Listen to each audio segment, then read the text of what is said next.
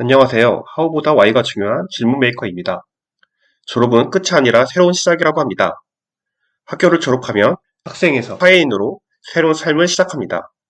사회생활을 앞두고 계신다면 무엇이 가장 걱정되시나요? 이미 사회생활 중이라면 사회에 첫 발을 내디뎠을 때 가장 힘들었던 건 무엇이었나요? 예비 사회인들은 사회로 진출하게 된다는 기대감과 함께 불안감을 가질 수 있습니다. 사회초년생들은 학생 때 누리지 못했던 자유를 누림과 동시에 학생 때와는 다른 압박감을 느낄 수 있습니다. 이미 어느 정도 사회생활을 한 사람들은 학생 때를 그리워하거나 학생 때가 기억나지도 못할 만큼 바쁜 생활을 하고 계실 겁니다. 그럼 학교와 사회는 어떻게 다를까요?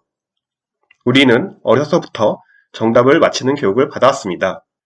초등학교 때부터 고등학교 때까지 12년간 시험을 받고 시험 성적으로 등수가 결정됐습니다. 교과서, 참고서에 나온 내용을 외우고 학교나 학원에서 문제를 맞히는 기술을 익혔습니다. 하지만 학교 졸업 후 사회에 나오면 상황이 바뀝니다. 저의 경우 사회에 첫 발을 내딛고 난 뒤 가장 힘들었던 것은 성과를 올리기 위해 무엇을 어떻게 해야 하는지 알 수 없다는 것이었습니다.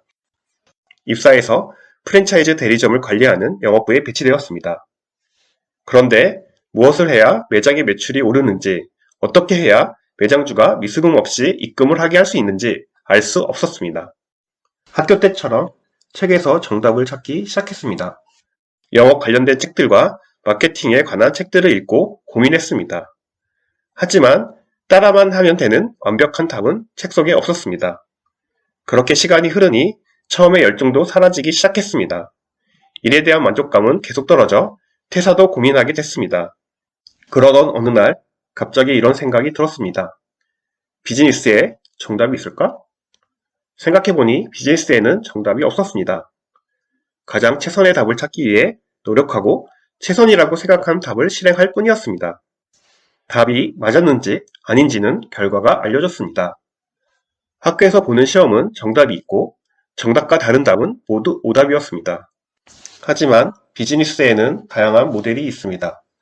또한 각 기업이나 개인마다 처해 있는 환경도 다릅니다. 고객이 중요하다, 중요한 것에 집중해야 한다 와 같은 원론적인 이야기 외에는 다양한 답이 존재할 수밖에 없습니다. 결국 비즈니스는 정답이 있는 게 아니라 답을 찾아가는 과정이기에 완벽할 필요는 없다는 것. 이것을 깨닫자 조금은 마음이 편해졌습니다. 우리는 학교에서 완벽한 답을 찾기 위한 공부를 해왔습니다.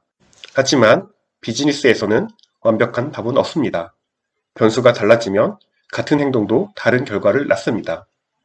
오늘의 정답도 내일이면 정답이 아닐 수도 있습니다. 정답을 구해야겠다는 강박을 가질 필요가 없습니다.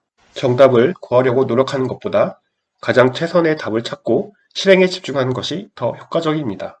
정답을 구해야 한다는 강박에서 벗어나는 것만으로도 새로운 답을 찾을 수 있을 것입니다. 혹시 완벽한 정답을 구하기 위해 노력하고 계시나요?